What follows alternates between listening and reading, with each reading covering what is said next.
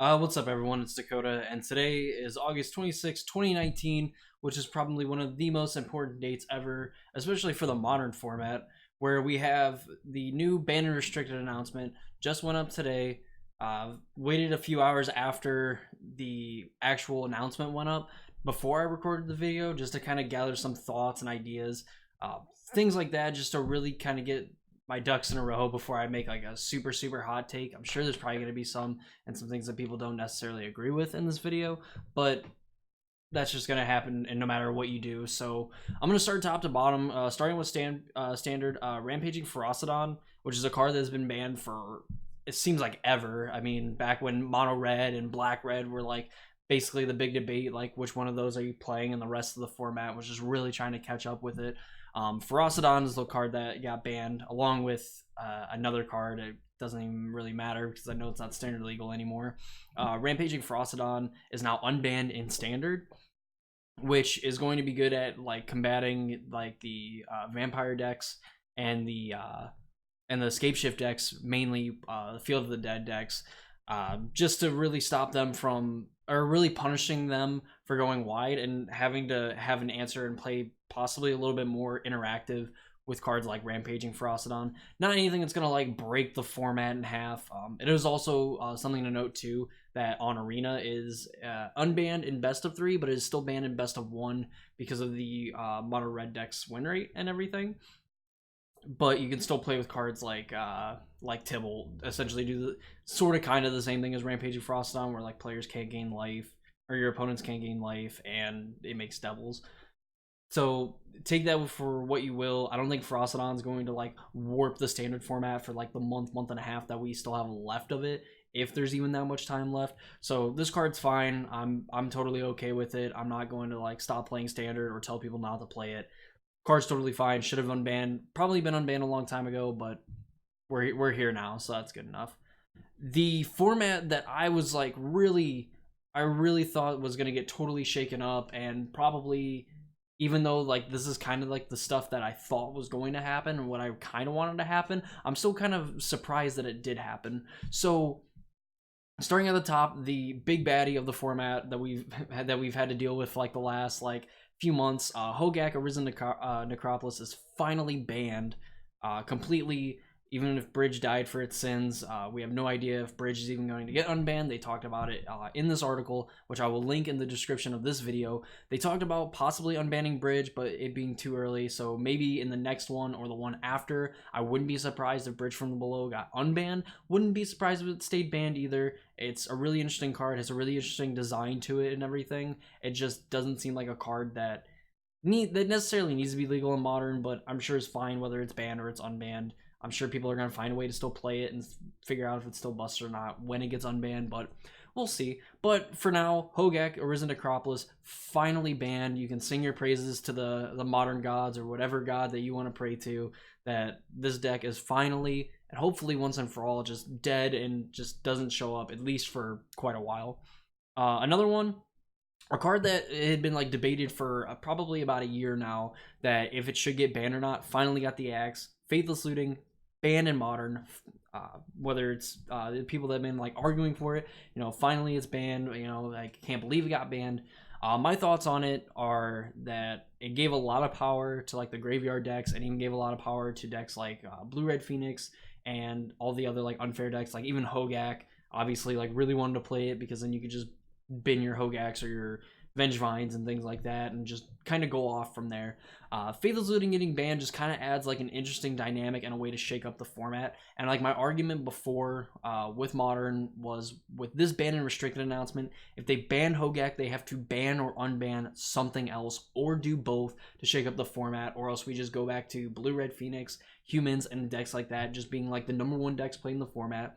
It just goes back to what it was before Hogaak was really around, except now the Phoenix decks have more tools to fight with cards like Aria, Flame, being put in the main deck over Pyromancer's Ascension, to really just like give it another win condition besides those Phoenixes and even those the thing in the ices that they get to play. So while Faithless Looting getting banned might not make sense to a lot of people and think it's just kind of a mistake, I think in a way it's a good ban to kind of slow down the format, instead of this like all out like graveyard decks are king and you guys have to find a way to keep up with them. This is kind of like, I think, in a little bit of a fair way of like balancing those decks. I could be wrong, but they've also unbanned cards before, like we'll see with this next card. They've unbanned cards before. They've rebanned them. Like Golgari Grave Troll is like the perfect example of like, let's see how good this card is in the format. If it's still any good, well, it's still good. We'll reban it. Maybe they'll revisit Faithless Looting one day and decide to unban it, depending on like what cards come out in future sets. But I don't see Faithless Looting getting unbanned like in the next 2 ban and restricted announcements. Kind of like Bridge from Below has that potential per se. And now finally the last card that is being now reintroduced into Modern, and a card that people wanted unbanned for a while, but just never seemed to come to fruition, or whatever fancy word that you want to use for this beautiful lady right here. Stoneforge Mystic finally unbanned in Modern, kind of the meme of like the year, really, where people just wanted this card unbanned, and for whatever reason just like really wanted this card to be unbanned.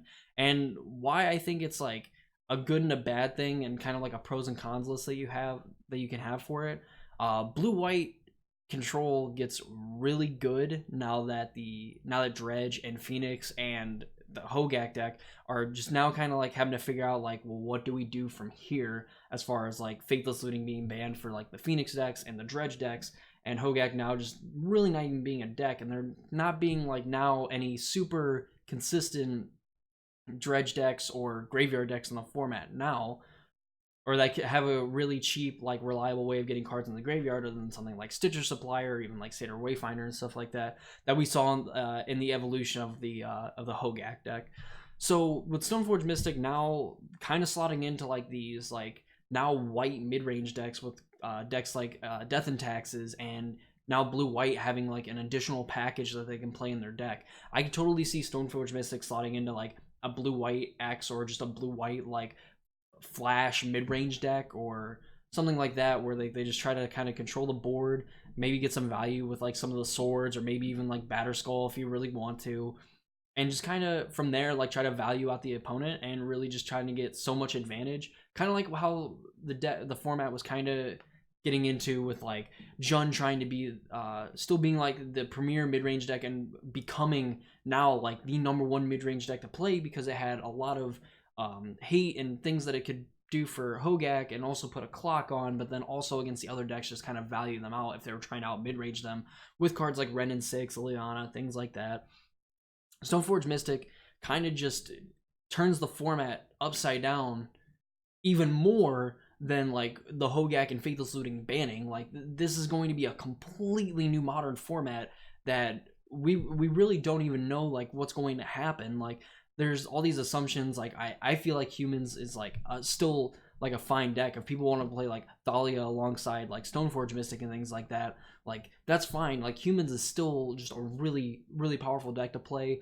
Tron just gets better because it was like good. It was good against Hogaak, and it was kind of like weak to these other like graveyard decks where it had some ways to fight them, like game ones and things like that. But now it just kind of gets better because those graveyard decks are a step and a half slower now, to where Tron can enact its game plan and just get its like lock pieces in play to then end up like being able to beat whatever remnants of those decks are really left.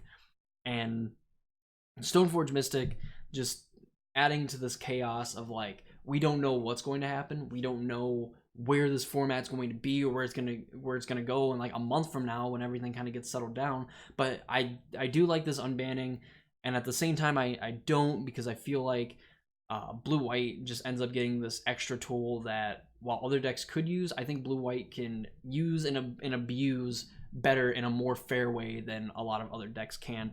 But still excited to see what happens with this Modern format, because it's going to be freaking awesome. And on to Vintage. I don't play a lot of Vintage. I like see a lot of things that happen. I like watching it, but playing it is just something I don't get to do that often, if at all.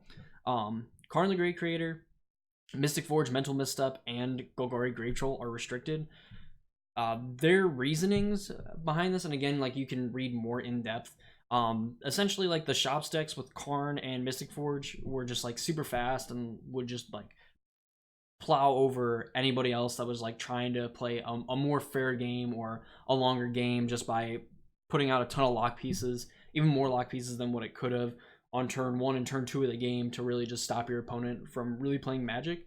Mental Misstep has always been a card that like was heavily debated anyway before any of before Karn, before Mystic Forge or anything like that. So it was a card that was kind of like borderline, like, are we going to get rid of it? Are we not going to get rid of it? Are we going to restrict it? Are we going to keep it unrestricted? What's going to happen? And ultimately in this one, they decided to restrict Mental Misstep. How is it going to affect the format? I'm not entirely sure. It will definitely be a lot less about who has more mental missteps now, and it'll be like forcing them to essentially make a smart guess or like an educated like decision on when to mental misstep, instead of knowing that you play 4 mental missteps in your deck and then just blindly firing them off on whatever 1-drops that they have that, you know, you could just fight over, and make it less likely that it's a mental misstep counter war rather than it being an actual like counter war, or just something that resolves things like that. Again, I'm not totally educated on the vintage format, but I know mental misstep has been like a heavily debated card. Gogori Grave Troll, I mean, this card's just busted in half anyway. Like Dredge 6, obviously in the decks that like want it and everything. Like, well, you would think that like one card doesn't make a difference in like Modern, and I would debate that Dredge 5 and Dredge 6 aren't really that different in Modern. The fact that Grave Troll is a Dredge 6 in a deck that literally gets to play a land that lets you draw 2, discard 3, and just constantly get to like rebuy like Grave Troll and just put a ton of cards into your graveyard super early into the game. Even though the format is like can be particularly fast or particularly grindy, you don't really want that kind of thing because it's hard to interact with the graveyard in game 1s. And the fact that we have cards now like Force of Vigor and just turn 0 or turn 1 interaction for those like Leyline of the Voids and Nihil Spell Bombs, Tormod's Crypts, things like that, like it's just really hard trying to balance those graveyard decks. So I think Grave Troll getting restricted is totally fine. It's still like as a one of can be like super powerful, and obviously super abusable with cards like Bazaar Baghdad, which let you draw 2, discard 3, and it's a land, so you can't really counter the ability. And an interesting card, and probably like one of my favorite like green cards that I never got to play with, but I really like it and really want to like play with. Fast Bond lets you play any number of lands during your turn, but any land that you play after the first one deals 1 damage to you. And it's just kind of interesting that like this is like a way that you could like put a bunch of lands into play, or like you can just abuse like bounce lands with like lands that have some like utility to them. It's just kind of like insane. So unprofessional. It's just kind of insane how good this card is, and the fact now that it's unrestricted, of course, like it was restricted, nobody was really like playing it or anything, but this is still a card that can be abused, and I'm sure has like some kind of utility. I don't think it's gonna like bust the format in half. This is probably a fine card to like unrestrict and just let people play with. And that's the entirety of this banned and restricted announcement. This is probably the most cards that have either been restricted, banned, and unbanned in a banned and restricted announcement, and probably one of the biggest ones since we got Jace and Bloodbraid unbanned in Modern. Like, definitely for the Modern format, like this is probably the most impactful banned and restricted announcement, and I'm going to say for probably even Vintage, like the biggest banned and restricted announcement that we've had in a long time for this format, and or for these decks. And it's just so insane. Like this is just going to completely like flip both formats like on their head, and basically have people like innovate and try to figure out which decks are still good, which ones got a little bit worse. Obviously it's kind of cut out like which ones get worse, but really trying to figure out if there's any sort of fixes or anything for like the cards that were banned.